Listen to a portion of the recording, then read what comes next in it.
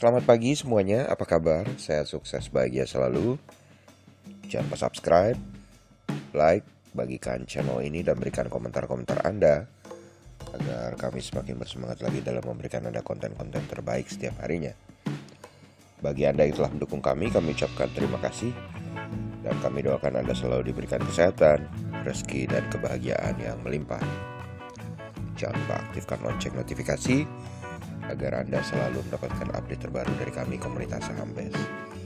Apabila Anda ingin sahamnya dibahas, silahkan drop di kolom komentar ataupun silahkan klik kolom deskripsi di link Instagram maupun Facebook kami dan drop di sana saham yang Anda ingin dibahas. Mari kita mulai dengan sebuah market outlook untuk perdagangan hari ini, hari Kamis tanggal 11 bulan Februari tahun 2021. Lalu kami tegaskan bahwa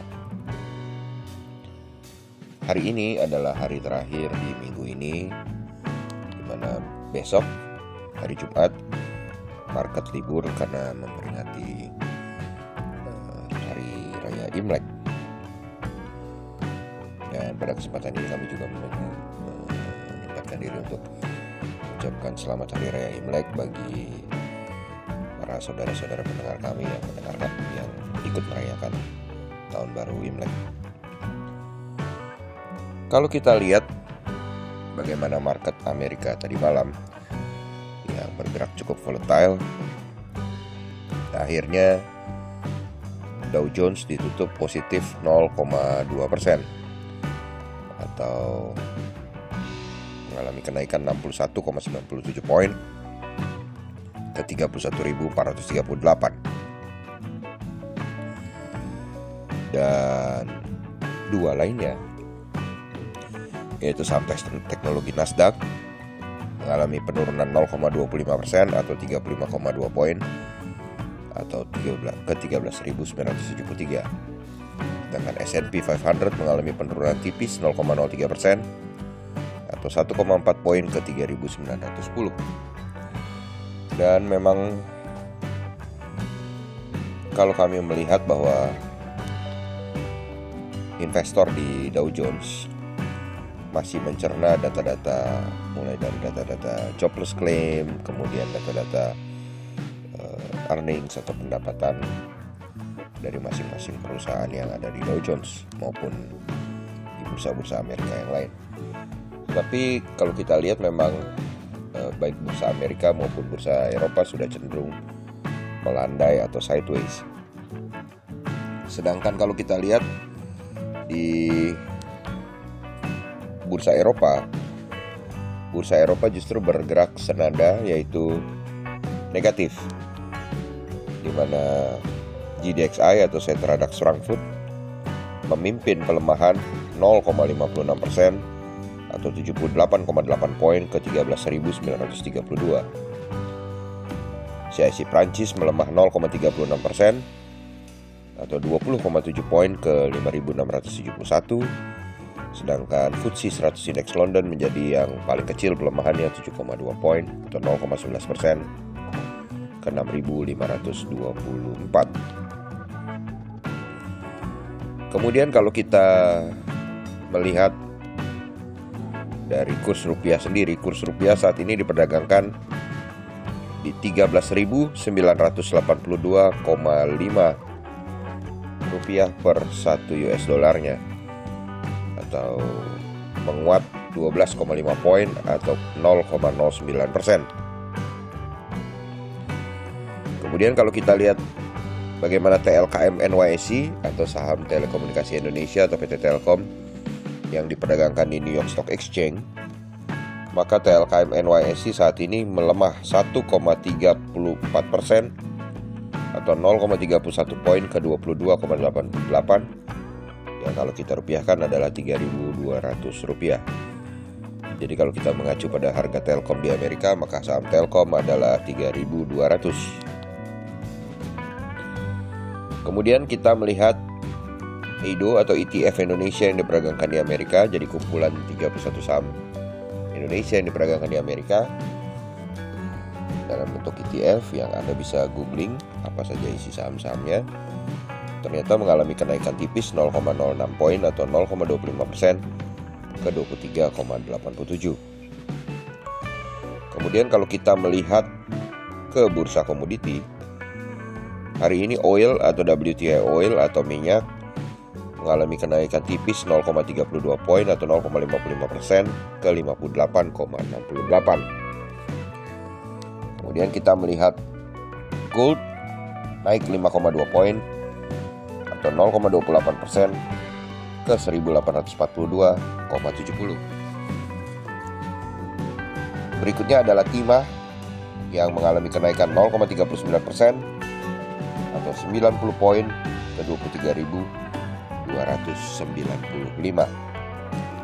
Disusul nikel yang kembali mengalami kenaikan 330 poin atau 1,8% ke 18.712,5. Kemudian kita berpindah ke batubara Newcastle. Batubara Newcastle mengalami kenaikan 0,34% atau 0,3 poin ke 87,6 untuk kontrak bulan Februari. Sedangkan untuk kontrak bulan Maret, batubara Newcastle mengalami penurunan 0,15 poin atau 0,17% ke 86. Sementara batubara Rotterdam mengalami penurunan 0,87% atau 0,6 poin ke 68 untuk kontrak bulan Februari. Sedangkan untuk kontrak bulan Maret, batubara Rotterdam mengalami penurunan yang cukup tajam 1,88% atau 1,3 poin ke 68. Sedangkan harga CPO mengalami kembali penguatan rally 3 hari berturut-turut. Kali ini mengalami penguatan 58 poin atau 1,63% ke 3.626. Kalau kita melihat dari harga komoditi, maka harga nikel dan harga CPO menjadi yang paling perlu menjadi catatan untuk kita perhatikan untuk trading jangka pendek. Kemudian kita berpindah ke market Asia yang baru saja dibuka. Kalau kita lihat pembukaan atau opening market Asia yang baru saja dibuka, maka kita melihat indeks Nikkei 225 Tokyo Jepang ternyata libur.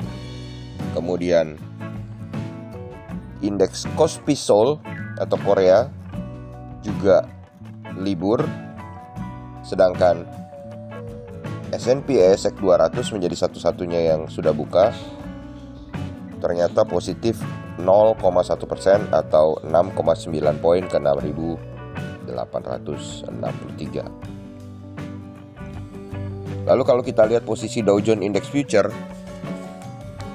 Dow Jones Index Future saat ini adalah positif 0,09% atau 28 poin ke 31.356.